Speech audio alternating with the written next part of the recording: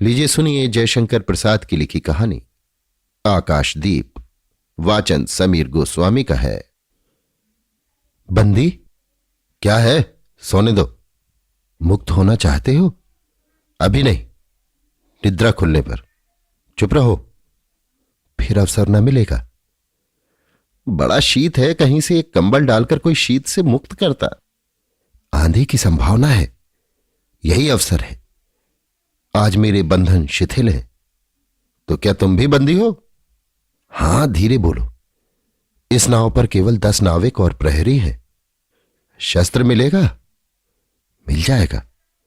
पोत से संबंध रज्जू काट सकोगे? हां। समुद्र में हिलोरें उठने लगी। दोनों बंदी आपस में टकराने लगे। पहले बंदी ने अपने को स्वतंत्र कर लिया, दूसरे का बंधन खोलने का प्रयत्न करने लगा। लहरों के धक्के एक दूसरे को स्पर्श से पुलकित कर रहे थे। मुक्ति की आशा, स्नेह का असंभावित आलिंगन। दोनों ही अंधकार में मुक्त हो गए। दूसरे बंदी ने हर्षातिरेक से उसको गले से लगा लिया। सहसा उस बंदी ने कहा, यह क्या, तुम स्त्री हो? क्या स्त्री होना कोई पाप है? अपने को अलग करते हुए स्त्री ने कहा, शस्त्र कहां है? तुम्हारा नाम?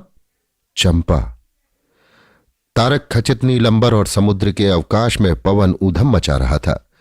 अंधकार से मिलकर पवन दुष्ट हो रहा था। समुद्र में आंदोलन था। नौका लहरों में विकल थी। स्त्री सतर्कता से लुढ़कने लगी। एक मतवाली नाविक के शरीर से टकराती हुई सावधानी से उसका कृपाण निकालकर फिर लुढ़कते हुए बंदी के समीप पहुंच गई। सहसा पोत से पथ प्रदर्शक ने चिल्लाकर कहा, आंधी। आपत्ति सूचक तूर्य बजने लगा। सब सावधान होने लगे। बंदी युवक उसी तरह पड़ा रहा। किसी ने रस्सी पकड़ी, कोई पाल खोल रहा था, पर युवक बंदी ढुलक कर उस रज्जू के पास पहुंचा जो पोत से संलग्न थी। तारे ढक गए, तरंगें उद्वेलित हुईं, समुद्र गरजने लगा। भीषण आंधी पिशाचनी के समान नाव को अपने हाथों में लेकर कंदुक क्रीड़ा और अट्टाहास करने लगी। एक झटके के साथ ही नाव स्वतंत्र थी। उस संकट में भी दोनों बंदी खिलखिलाकर हंस पड़े। आंधी के हाहाकार में उसे कोई न सुन सका। अनंत जलनिधि में उषा का मधुर आलोक फूट उठा। सुनहली किरणों और लहरों की कोमल सृष्टि मुस्कुराने लगी। सागर शांत था। नाविकों ने देखा, पोत का पता नहीं, बंदी मुक्त हैं। नायक ने कहा, बुधगुप्त, तुमको मुक्त किसने किया? कृपाण दिखाकर बुधगुप्त ने कहा, इसने। नायक ने कहा, तो तुम्हें फिर बंदी बनाऊंगा। किसके लिए? पोताध्यक्ष मणिभद्र अतल जल में होगा। नायक, अब इस नौका का स्वामी मैं हूं। तुम जलदस्यु बुधगुप्त? कदापि नहीं। चौंक कर नायक ने कहा और अपना कृपाण टटोलने लगा। चंपा ने इसके पहले उस पर अधिकार कर लिया। वो क्रोध से उछल पड़ा। तो तुम द्वंद्व युद्ध के लिए प्रस्तुत हो जाओ। जो विजयी होगा वो स्वामी होगा। इतना कहकर बुधगुप्त ने कृपाण देने का संकेत किया। चंपा ने कृपाण नायक के हाथ में दे दिया। भीषण घात प्रतिघात आरंभ हुआ। दोनों कुशल, दोनों त्वरित गति वाले थे। बड़ी निपुणता से बुधगुप्त ने अपना कृपाण दांतों से पकड़कर अपने दोनों हाथ स्वतंत्र कर लिए। चंपा भय और विस्मय से देखने लगी। नाविक प्रसन्न हो गए, परंतु बुधगुप्त ने लाघव से नायक का कृपाण वाला हाथ पकड़ लिया और विकट हुंकार से दूसरा हाथ कांटे में डाल उसे गिरा दिया। दूसरे ही क्षण प्रभात की किरण में बुधगुप्त का विजयी कृपाण हाथों में चमक उठा। नायक की कातर आंखें प्राण भिक्षा मांगने लगी। बुधगुप्त ने कहा, बोलो, अब स्वीकार है कि नहीं? मैं अनुचर हूं। वरुण देव की शपथ, मैं विश्वासघात नहीं करूंगा। बुधगुप्त ने उसे छोड़ दिया। चंपा ने युवक जलदस्यु के समीप आकर उसके क्षतों को अपनी स्निग्ध दृष्टि और कोमल करों से वेदना विहीन कर दिया। बुधगुप्त के सुगठित शरीर पर रक्त बिंदु विजय तिलक कर रहे थे। विश्राम लेकर बुधगुप्त ने पूछा, हम लोग कहां होंगे? बाली द्वीप से बहुत दूर, संभवतः एक नवीन द्वीप के पास, जिसमें अभी हम लोगों का बहुत कम आना जाना होता है। सिंघल के वणिकों का वहां प्राधान्य है। कितने दिनों में हम लोग वहां पहुंचेंगे? अनुकूल पवन मिलने पर 2 दिन में। तब तक के लिए खाद्य का अभाव न होगा। सहसा नायक ने नाविकों को डांड लगाने की आज्ञा दी और स्वयं पतवार पकड़कर बैठ गया। बुधगुप्त के पूछने पर उसने कहा, यहां ये जलमग्न शैलखंड है, सावधान न रहने से नाव टकराने का भय है। तुम्हें इन लोगों ने बंदी क्यों बनाया? वणिक मणिभद्र की पाप वासना ने। तुम्हारा घर कहां है? जानवी के तट पर चंपा नगरी की एक क्षत्रिय बालिका हूं। पिता इसी मणिभद्र के यहां प्रहरी का काम करते थे। माता का देहावसान हो जाने पर मैं भी पिता के साथ नाव पर ही रहने लगी। 8 बरस से समुद्र ही मेरा घर है। तुम्हारे आक्रमण के समय मेरे पिता ने ही 7 दस्युओं को मारकर जल समाधि ली। 1 मास हुआ मैं इस नील नभ के नीचे, नील जल निधि के ऊपर एक भयानक अनंतता में निस्सहाय हूं, अनाथ हूं। मणिभद्र ने मुझसे एक दिन घृणित प्रस्ताव किया। मैंने उसे गालियां सुनाई। उसी दिन से बंदी बना दी गई। चंपा रोष से जल रही थी। मैं भी ताम्रलिपि का एक क्षत्रिय हूं चंपा, परंतु दुर्भाग्य से जलदस्यु बनकर जीवन बिताता हूं। अब तुम क्या करोगी? मैं अपने अदृष्ट को अनिर्दिष्ट ही रहने दूंगी, वो जहां ले जाए। चंपा की आंखें निस्सीम प्रदेश में निर्देश थीं। किसी आकांक्षा के लाल डोरे न थे। धवल अपांगों में बालकों के सदृश विश्वास था। हत्या व्यवसायी दस्यु भी उसे देखकर कांप गया। उसके मन में एक संभ्रमपूर्ण श्रद्धा यौवन की पहली लहरों को जगाने लगी। समुद्र वक्ष पर विलंबमयी राग रंजित संध्या थिरकने लगी। चंपा के असंयत कुंतल उसकी पीठ पर बिखरे थे।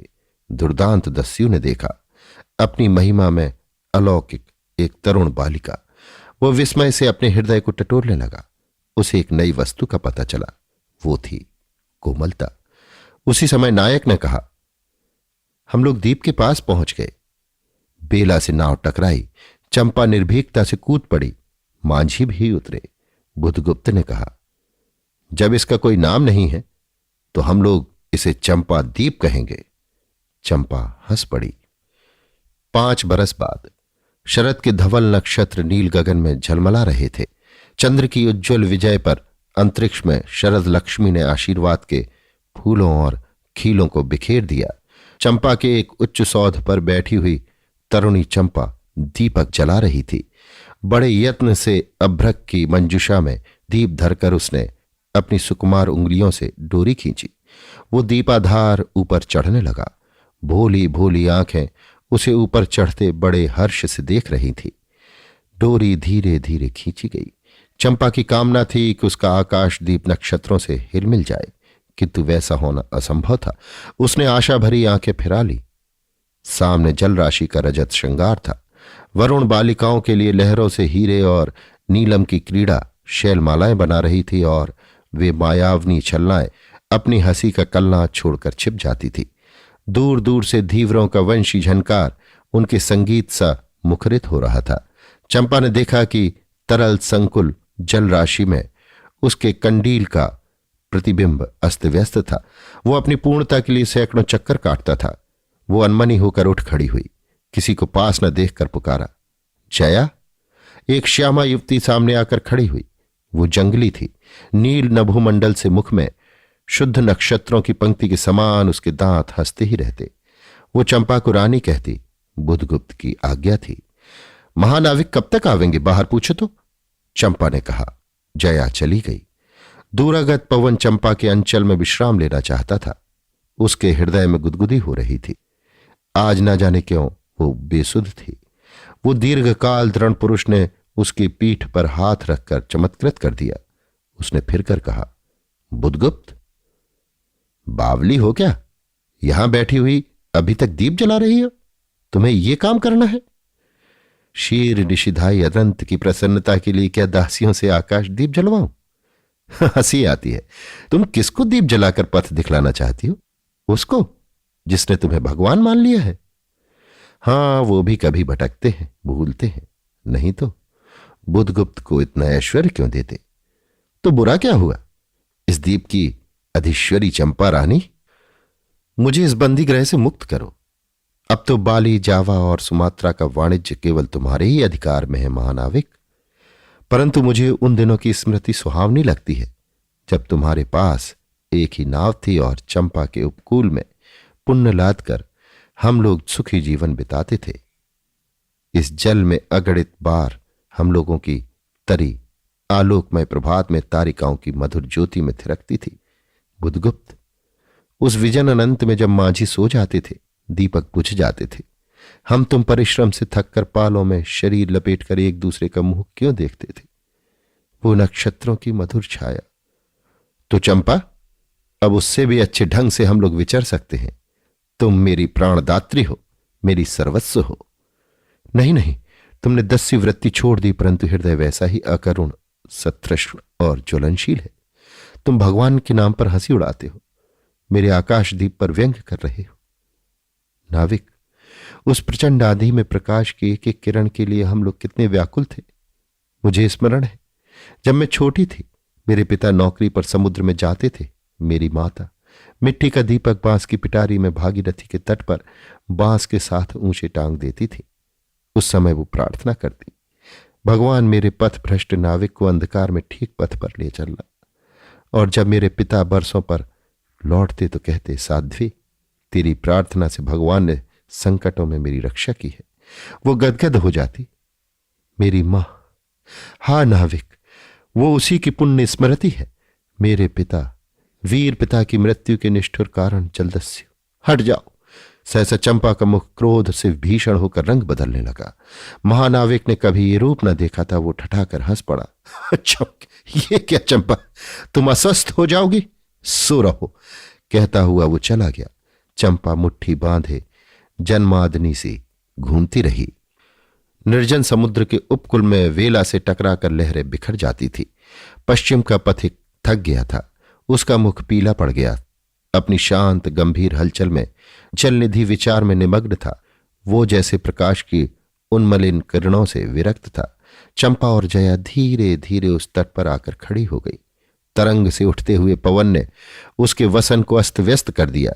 जया के संकेत से एक छोटी सी नौका आई। दोनों के उस पर बैठते ही नाविक उतर गया। जया नाव खेलने लगी। चंपा मुग्ध सी समुद्र के उदास वातावरण में अपने को मिश्रित कर देना चाहती थी। इतना जल, इतनी शीतलता, हृदय की प्यास न बुझी। पी सकूंगी? नहीं, तो जैसे वेला में चोट खाकर सिंधु चिल्ला उठता है, उसके समान रोदन करूं, या जलते हुए स्वर्ण गोलक सदृश अनंत जल में डूबकर बुझ जाऊं? चंपा के देखते देखते पीड़ा और ज्वलन से आरक्त बिंब धीरे धीरे सिंधु में चौथाई, आधा, फिर संपूर्ण विलीन हो गया। एक दीर्घ निश्वास लेकर चंपा ने मुंह फेर लिया। देखा तो महानाविक का बजरा उसके पास है। बुधगुप्त ने झुककर हाथ बढ़ाया। चंपा उसके सहारे बजरे पर चढ़ गई। दोनों पास पास बैठ गए। इतनी छोटी नाव पर इधर घूमना ठीक नहीं। पास ही वो जलमग्न शैलखंड है, कहीं नाव टकरा जाती या ऊपर चढ़ जाती चंपा तो?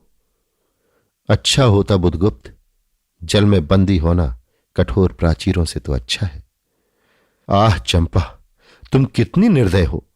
बुधगुप्त को आज्ञा देकर देखो तो वो क्या नहीं कर सकता। जो तुम्हारे लिए नए द्वीप की सृष्टि कर सकता है, नई प्रजा खोज सकता है, नए राज्य बना सकता है, उसकी परीक्षा लेकर देखो तो। कहो चंपा, वो कृपाण से अपना हृदय पिंड निकालकर अपने हाथों तल जल में विसर्जन कर दो। महानाविक, जिसके नाम से बाली, जावा और चंपा का आकाश गूंजता था, पवन थर्राता था, घुटनों के बल चंपा के सामने छल छलाई आंखों से बैठा था। सामने शैलमाला की चोटी पर हरियाली में विस्तृत जल शैल में नील पिंगल संध्या, प्रकृति की सहृदय कल्पना, विश्राम की शीतल छाया, स्वप्न लोक का सर्जन करने लगी। उस मोहिनी के रहस्यपूर्ण नील जाल का कुहक स्फुट हो उठा, जैसे मदिरा से सारा अंतरिक्ष सिक्त हो गया। सृष्टि नील कमलों में भर उठी। उस सौरभ से पागल चंपा ने बुधगुप्त के दोनों हाथ पकड़ लिए। वहां एक आलिंगन हुआ, जैसे क्षितिज में आकाश और सिंधु का। किंतु उस परिरंभ में सहसा चेतन होकर चंपा ने अपनी कंचुकी से एक कृपाण निकाल लिया। बुधगुप्त, आज मैं अपने प्रतिशोध का कृपाण अतल जल में डुबा देती हूं। हृदय ने छल किया, बार बार धोखा दिया। चमक कर वो कृपाण समुद्र का हृदय बेधता हुआ विलीन हो गया। आश्चर्यचकित कंपित कंठ से महानाविक ने पूछा, तो क्या, तो आज से मैं विश्वास करूं क्षमा कर दिया गया? आश्चर्यचकित कंपित कंठ से महानाविक ने पूछा, विश्वास? कदापि नहीं बुधगुप्त। जब मैं अपने हृदय पर विश्वास नहीं कर सकी, उसी ने धोखा दिया। तब मैं कैसे कहूं, मैं तुम्हें घृणा करती हूं, फिर भी तुम्हारे लिए मर सकती हूं। अंधेर है जलदस्यु, तुम्हें प्यार करती हूं। चंपा रो पड़ी। वो स्वप्नों की रंगीन संध्या तम से अपनी आंखें बंद करने लगी। दीर्घ निश्वास लेकर महानाविक ने कहा, इस जीवन की पुण्यतम घड़ी की स्मृति में एक प्रकाश गृह बनाऊंगा चंपा। चंपा, यहीं उस पहाड़ी पर संभव है कि मेरे जीवन की धुंधली संध्या उससे आलोकपूर्ण हो जाए। चंपा के दूसरे भाग में एक मनोरम शैलमाला थी। वो बहुत दूर तक सिंधु जल में निमग्न थी। सागर का चंचल जल उस पर उछलता हुआ उसे छिपाए था। आज उसी शैलमाला पर चंपा के आदि निवासियों का समारोह था। उन सबों ने चंपा को वनदेवी से सजाया था। ताम्रलिपि के बहुत से सैनिक नाविकों की श्रेणी में वन कुसुम विभूषिता चंपा शिविका रूढ़ होकर जा रही थी। शैल के एक ऊंचे शिखर पर चंपा के नाविकों को सावधान करने के लिए सादृढ़ दीप स्तंभ बनवाया गया था। आज उसी का महोत्सव है। बुधगुप्त स्तंभ के द्वार पर खड़ा था। शिविका से सहायता देकर चंपा को उसने उतारा। दोनों ने भीतर पदार्पण किया था कि बांसुरी और ढोल बजने लगे। पंक्तियों में कुसुम भूषण से सजी वनमालाएं फूल उछालती हुई नाचने लगी। दीप स्तंभ की ऊपरी खिड़की से ये देखती हुई चंपा ने जया से पूछा, ये क्या है जया, इतनी बालिकाएं कहां से बटोर लाई? आज रानी का ब्याह है ना, कहकर जया ने हंस दिया। बुधगुप्त विस्तृत जलनिधि की ओर देख रहा था। उसे झकझोर कर चंपा ने पूछा, क्या यह सच है? यदि तुम्हारी इच्छा हो तो यह सच भी हो सकता है चंपा। कितने वर्षों से मैं ज्वालामुखी को अपनी छाती में दबाए हूं। चुप रहो महानाविक, क्या मुझे निस्सहाय और कंगाल जानकर तुमने आज सब प्रतिशोध लेना चाहा? मैं तुम्हारे पिता का घातक नहीं हूं चंपा। वो एक दूसरे दस्यु के शस्त्र से मरे। यदि मैं इसका विश्वास कर सकती बुधगुप्त, वो दिन कितना सुंदर होता, वो क्षण कितना स्पृहणीय।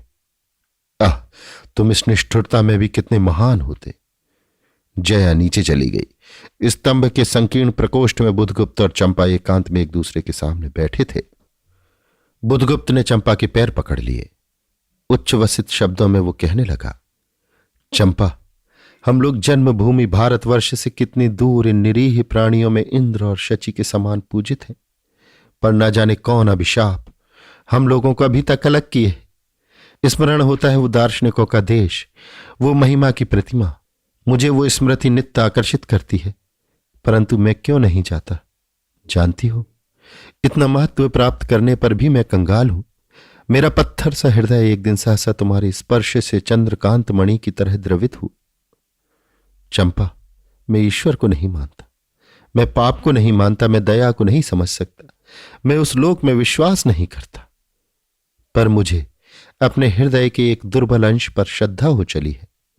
तुम न जाने कैसे एक बहकी हुई तारिका के समान मेरे शून्य में उदित हो गई हो। आलोक की एक कोमल रेखा इस निविड़तम में मुस्कुराने लगी। पशुबल और धन के उपासक के मन में किसी शांत और एकांत कामना की हंसी खिलखिलाने लगी, पर मैं हंस न सका। चलोगी चंपा, पोतवाहिनी पर असंख्य धनराशि लाद कर राजरानी सी जन्मभूमि के अंक में? आज हमारा परिणय हो, कल ही हम लोग भारत के लिए प्रस्थान करें। महानाविक बुधगुप्त की आज्ञा सिंधु की लहरें मानती हैं। वे स्वयं उस पोत पुंज को दक्षिण पवन के समान भारत में पहुंचा देगी। आह चंपा, चलो। चंपा ने उसके हाथ पकड़ लिए। किसी आकस्मिक झटके ने एक पल भर के लिए दोनों के अधरों को मिला दिया। सहसा चैतन्य होकर चंपा ने कहा, बुधगुप्त, मेरे लिए सब भूमि मिट्टी है, सब जल तरल है, सब पवन शीतल है, कोई विशेष आकांक्षा हृदय में अग्नि के समान प्रज्वलित नहीं, सब मिलाकर मेरे लिए एक शून्य है। प्रिय नाविक, तुम स्वदेश लौट जाओ विभवों का सुख भोगने के लिए, और मुझे छोड़ दो इन निरीह भोले भाले प्राणियों के दुख की सहानुभूति और सेवा के लिए। तब मैं अवश्य चला जाऊंगा चंपा। यहां रहकर मैं अपने हृदय पर अधिकार रख सकूं, इसमें संदेह है। आह, उन लहरों में मेरा विनाश हो जाए। महानाविक के उच्छ्वास में विकलता थी। फिर उसने पूछा, तुम अकेली यहां क्या करोगी? पहले विचार था कि कभी कभी इस दीप स्तंभ पर से आलोक जलाकर अपने पिता की समाधि का इस जल से अन्वेषण करूंगी, किंतु देखती हूं मुझे भी इसी में जलना होगा, जैसे आकाश दीप। एक दिन स्वर्ण रहस्य के प्रभात में चंपा ने अपने दीप स्तंभ से देखा, सामुद्रिक नावों की एक श्रेणी चंपा का उपकूल छोड़कर पश्चिम उत्तर की ओर महाजल व्याल के समान संतरण कर रही है। उसकी आंखों से आंसू बहने लगे। ये कितनी ही शताब्दियों पहले की कथा है। चंपा आजीवन उस दीप स्तंभ में आलोक जलाती रही, किंतु उसके बाद भी बहुत दिन दीप निवासी उस माया ममता की स्नेह सेवा की देवी की समाधि सदृश्य पूजा करते रहे। एक दिन काल के कठोर हाथों ने उसे भी अपनी चंचलता से गिरा दिया। अभी आप सुन रहे थे जयशंकर प्रसाद की लिखी कहानी आकाशदीप। वाचन समीर गोस्वामी का था।